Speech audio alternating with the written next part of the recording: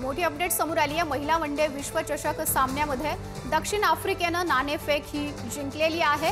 दक्षिण आफ्रिकेनं क्षेत्ररक्षणाचा निर्णय घेतलेला आहे।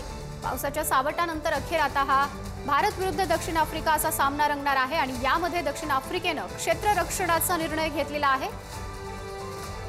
अधिक अपडेट जाणून घेऊया। प्रतिनिधी सिद्धेश भंडारे आपल्याशी जोडले गेलेले आहेत। सिद्धेश, निश्चितच आज खूप महत्त्वाचा दिवस आहे। महिला वर्ल्ड कप क्रिकेट फायनल सामना भारत विरुद्ध दक्षिण आफ्रिका असा रंगणार आहे आणि मुंबईत म्हणजे नवी मुंबईत सध्या पाऊस थांबला आहे आणि आता थोड्या वेळापूर्वी टॉस झाला आणि आफ्रिकेने गोलंदाजी करण्याचा निर्णय या ठिकाणी घेतला आहे।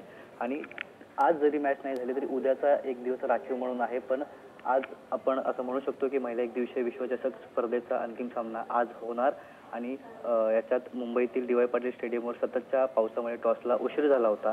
मात्र टॉस होऊन आता आपण पहिली बॅटिंग करणार आहोत आणि दोन्ही संघाने आता वॉर्मअप देखील सुरू केलेला आहे आणि सामना थोड्याच वेळात म्हणजे 5 वाजताच्या सुमारास सामना सुरू होईल आणि आपण सर्वजण पाहू शकतो। सिद्धेश, आता काय वातावरण आहे, तिथे काय परिस्थिती आहे, याबाबत काय माहिती समोर आली आहे? सध्या तरी पाऊस थांबलेला आहे, मात्र आताही ढग आपण या ठिकाणी पाहू शकतो।